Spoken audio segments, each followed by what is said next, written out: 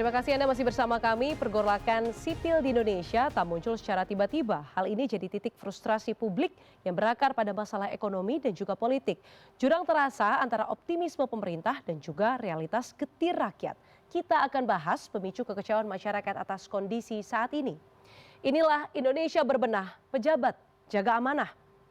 Kita akan lihat pemicunya ini adalah soal optimisme dan juga realitas. Kita lihat bagaimana data BPS menunjukkan ya secara makro data ekonomi memang tampak stabil begitu ya. Data BPS menunjukkan kurang lebih ini 5,12% kenaikannya. Tapi PHK ini melonjak sampai dengan lebih dari 42.000. Inilah yang menyebabkan masyarakat merasa cukup sulit untuk mendapatkan pekerjaan. Di paruh pertama 2025 ditambah harga kebutuhan pokok ini naik tajam di beberapa komoditas. Hal ini semakin menambah kegelisahan masyarakat, diperparah dengan usulan arogan untuk menambah tunjangan DPR.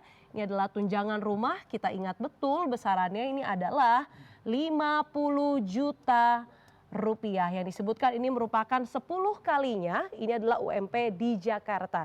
Publik melihat ini sebagai penghinaan di tengah lonjakan PHK dan juga naiknya harga-harga bahan pokok. Hal ini ditambah lagi melihat adanya pernyataan-pernyataan nirempati daripada anggota dewan. Kita tadi sudah membahas ya soal bagaimana kenaikan ataupun usulan kenaikan tunjangan rumah senilai 50 juta rupiah. Nah ini ditanggapi secara nirempati oleh sejumlah anggota DPR. Kita lihat bahwa soal tunjangan rumah ini yang pertama kali untuk menjelaskan ini adalah kader Partai Golkar yang juga merupakan ini adalah Wakil Ketua DPR RI Adis Kadir. Ini berasal dari Partai Golkar. Ia merinci bahwa karena DPR ini sudah tidak diberikan lagi rumah dinas yang biasanya terletak di area Kalibata begitu ya. Maka diberikan tunjangan 50 juta rupiah per bulannya. Nah hal ini juga ia sebutkan bahwa ada kenaikan soal tunjangan beras, soal tunjangan bensin yang membuat masyarakat bertanya-tanya apakah pajak mereka hanya digunakan untuk membayar tunjangan-tunjangan para anggota DPR. Nah ditambah lagi karena adanya isu tunjangan ini ada juga gerakan di media sosial yang meminta untuk pembubaran DPR. Nah hal ini sayangnya ditanggapi oleh Ahmad Sahroni, ini tadinya merupakan Wakil Ketua Komisi 3 DPR RI dari fraksi Partai Nasdem, bahwa menyebut mereka yang melontarkan gagasan untuk membubarkan DPR ini adalah orang yang bodoh. Sementara itu, politikus Partai Nasdem juga inilah Nafa Urbah, ia juga menyebutkan bahwa tunjangan rumah itu penting. Karena ia menyebutkan banyak anggota DPR nih yang dari luar kota dan butuh mengontrak rumah dekat Senayan alias gedung DPR. Ia bahkan curhat nih di Instagram bahwa dirinya yang tinggal di Bintaro ini kerap terjebak macet saat hendak ke kantor. Sementara itu kalau Ahmad Saroni ini soal isu pembubaran DPR, kemudian Nafa Urbah ini soal isu macet yang dinilai tidak memiliki kepekaan terhadap masyarakat. Beda lagi dengan politikus Partai Amanat Nasional, ada Eko Patrio yang merupakan sekjen, kemudian juga ada politikus Partai Amanat Nasional Uya Kuya. Nah, keduanya ini sebenarnya bermasalah karena setelah pidato keuangan Presiden ini terlihat berjoget begitu ya. Usai pidato nota keuangan Presiden di DPR dan hal ini pun menyulut kemarahan masyarakat karena dinilai tidak sensitif terhadap situasi masyarakat. Kita akan berlanjut ke yang selanjutnya, kita akan buka.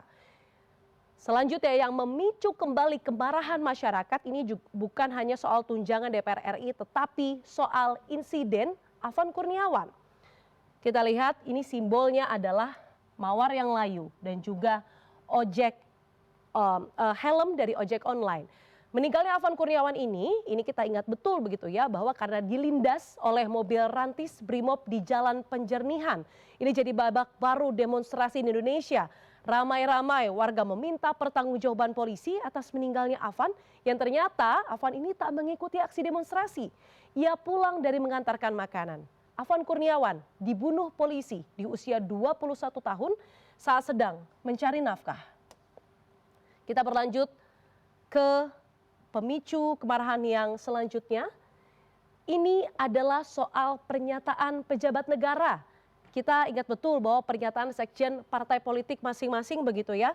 Kita ingat ada Partai Nasdem, kemudian ada Partai Golkar, dan juga Partai Amanat Nasional begitu ya, yang langsung menonaktifkan sejumlah kadernya yang memang dirasa viral dan juga dalam tanda kutip berbuat onar.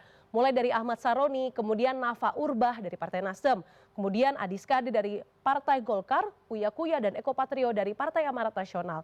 Yang terbaru, Nasdem kini tidak hanya menonaktifkan Nafa Urbah dan juga Ahmad Saroni, tetapi juga menghentikan tunjangan dan juga gaji kepada Ahmad Saroni dan juga Nafa Urbah. Kemudian kita ingat betul bahwa Puan Maharani, Ketua DPR RI dari PDI Perjuangan, ini juga meminta maaf. Tetapi ternyata permintaan maaf ini tidak menimbulkan efek apapun begitu ya. Karena tidak ada hal-hal yang spesifik ataupun konkret yang disampaikan oleh Puan Maharani, termasuk soal pemotongan tunjangan.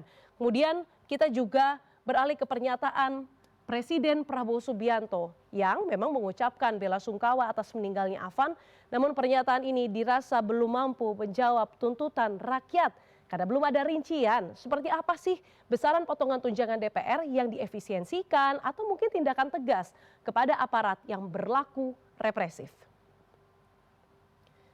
Kemudian yang selanjutnya kita akan lihat, nah ini setelah ada ramai-ramai begitu ya aksi demonstrasi pejabat meminta maaf tanpa ada solusi konkret, ada juga seruan saling jaga dan juga tuntutan 17+8. Itulah yang tadi kita bahas begitu ya secara detail apa saja, kemudian bagaimana prosesnya, apakah itu mewakili dari kelompok agama, kelompok mahasiswa. Karena pasca gelombang demonstrasi ini sejumlah fasilitas umum dirusak oleh orang yang tak dikenal. Ini harus digarisbawahi ya, orang yang tak dikenal. Tercatat ada 22 halte Transjakarta, ada stasiun MRT dan juga sejumlah fasilitas umum lainnya yang dirusak sehingga muncullah gerakan warga jaga warga hingga untuk memperjelas supaya tuntutan rakyat tidak takabur, ada tuntutan 17+8, tuntutan rakyat jangka pendek dan juga panjang.